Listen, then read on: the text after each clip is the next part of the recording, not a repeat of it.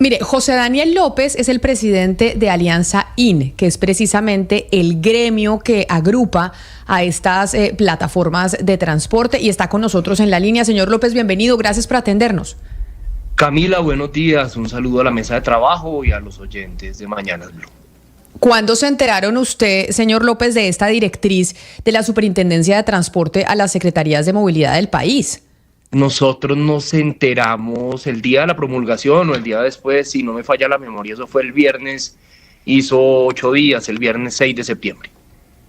¿Y cómo la reciben ustedes? Porque pues finalmente estamos en una duda de cuál es legislación no hay, pero todavía persiste la duda desde hace tantos años, como decía Sebastián, este es el round número 3 millones, no sé en qué vamos, de si las plataformas de transporte pues pueden funcionar en Colombia o no pueden funcionar en Colombia. Ustedes esa directriz la reciben ¿cómo? Siendo los representantes de estas plataformas que utilizan varios conductores en el país.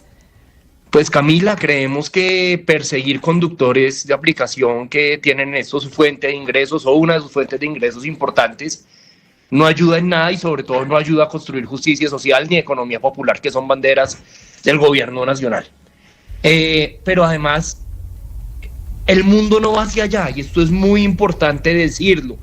Este tipo de medidas eran comunes hace 10 años o hace 15 años, cuando llegan las plataformas de movilidad con toda su capacidad disruptiva y un poco retan la capacidad de los estados para regular los servicios de movilidad en las ciudades. Pero hoy, en el año 2024, quiero que sepa que esta discusión ya se está volviendo casi que, digamos, somos los países que están dando estas discusiones desde este enfoque de persecución, cada vez más están en vía de extinción. Le quiero contar, en Latinoamérica, la mayoría de países ya regularon, o los países federales, sus estados más importantes, ya regularon.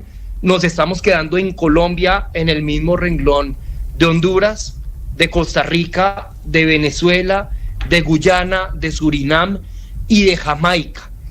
Lo que está haciendo la Superintendencia de Transporte de manera específica es justo lo que no está ocurriendo en el mundo, donde hace rato entendieron que el camino que el camino es regular en vez de prohibir. Pero además es muy importante decir que esta circular de la Superintendencia de Transporte se está pasando completamente por la faja lo que han hecho los estados cuando hay cambio tecnológico. Es que decirle a los alcaldes, que es lo que hace esta circular, que la Superintendencia de Transporte los multa si no salen a perseguir conductores, es como si a la empresa WhatsApp o a las empresas que uno usa en el teléfono celular a través de sus plataformas, las multaran por ofrecer llamadas de larga distancia o llamadas a otras ciudades.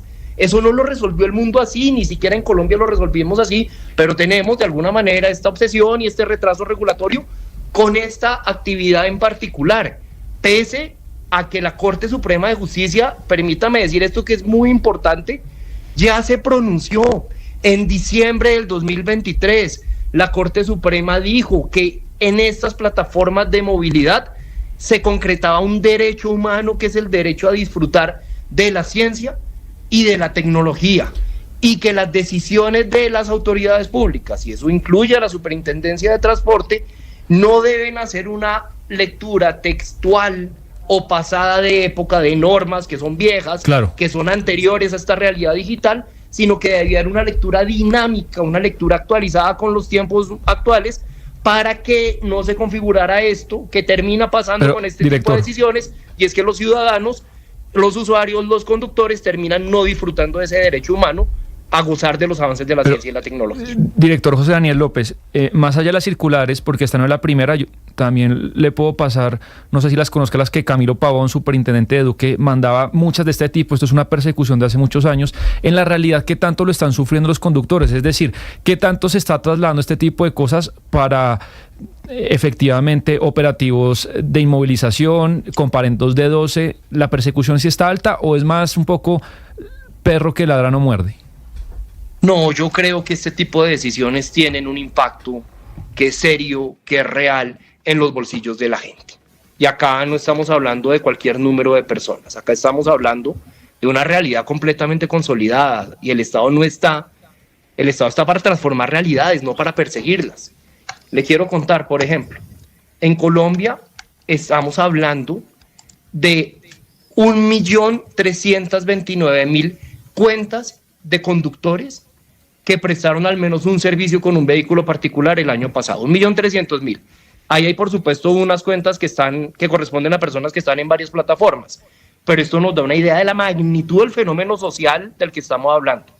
22.175.000 cuentas en Colombia, que claro, hay personas que usan más de una plataforma y salen acá más de una vez, pero de nuevo nos da idea de la magnitud. Más de 22 millones de cuentas tomaron al menos un servicio con un vehículo particular el año pasado. Esta es una realidad que no tiene vuelta atrás. De nada sirve, señor López, prohibirla sino regularla. Pero ahí quiero hacer énfasis en la pregunta que le hacía Sebastián, porque no es algo que esté legalizado en el país, pero realmente funcionan todo el tiempo. Es decir, tomar un Uber o Cabify es absolutamente normal en el día a día. Es decir, no es algo atípico. Por eso quiero preguntarle cómo trabajan, si es realmente que ustedes no están teniendo la opción de trabajar, o hay como una legalización soterrada, por decirlo de alguna manera, o realmente ustedes son perseguidos por las autoridades.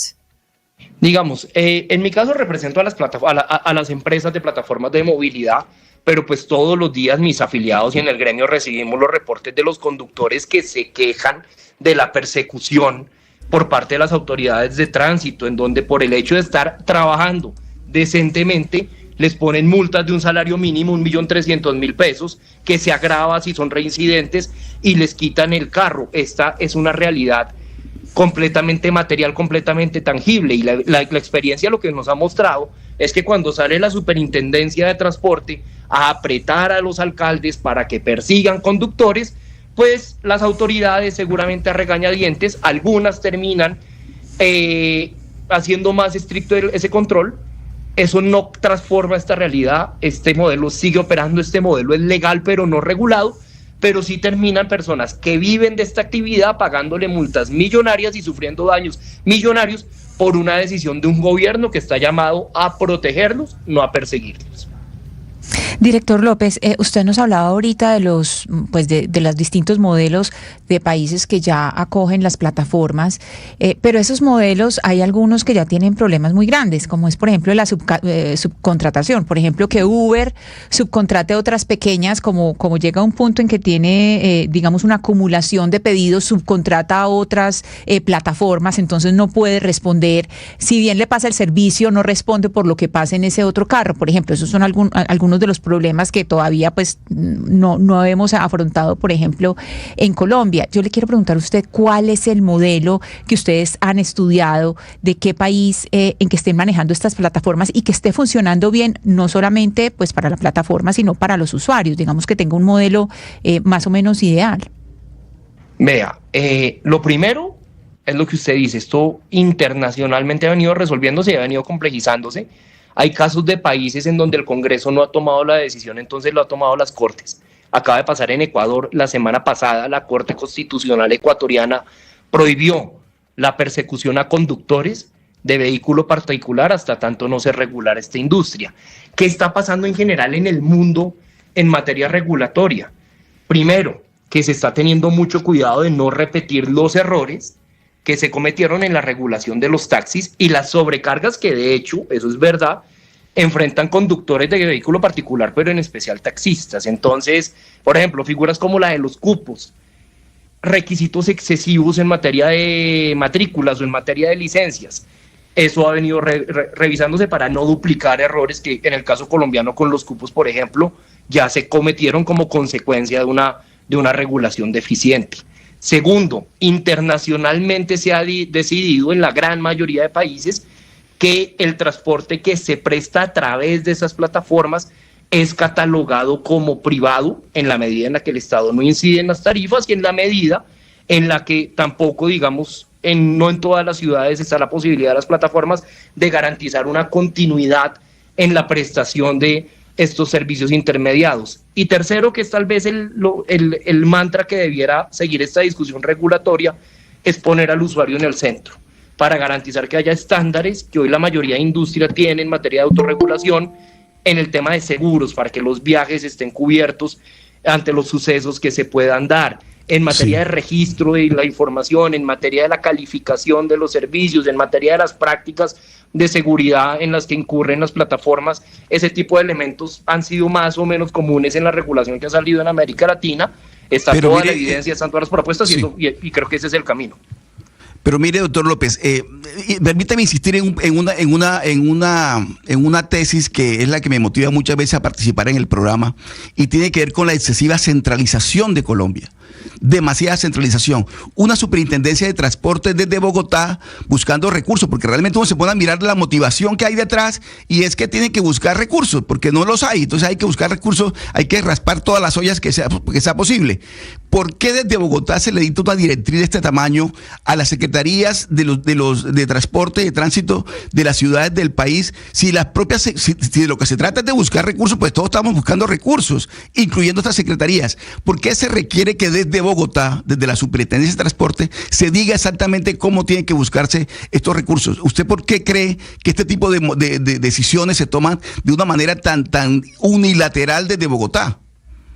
Oscar, primero yo creo que hay una coincidencia desafortunada, por decirlo menos, y es que el proyecto al que se refería Sebastián al inicio del programa, el proyecto de acuerdo de Juan Daniel Oviedo en Bogotá, pero piense Bogotá, no la Bogotá central, sino la Bogotá que es también región, es el primer ente territorial que da el paso a través de su consejo de generar, ni siquiera era un proyecto de regulación, era un proyecto que decía, oigan señores autoridades de tránsito, cuando vayan a poner el comparendo contra el conductor de vehículo particular, no se les vaya la mano con la revisión de los celulares, con las entrevistas, con la forma en la que interactúan con el conductor y con el usuario.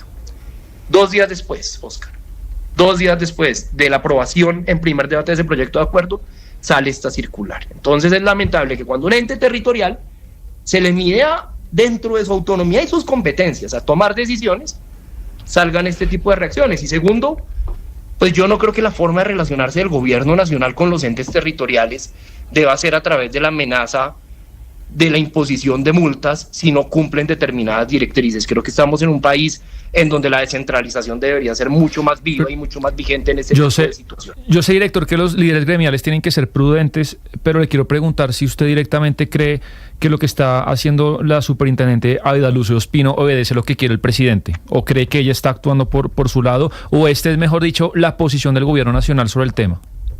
No, yo tiendo a creer que es una posición de la superintendente de transporte.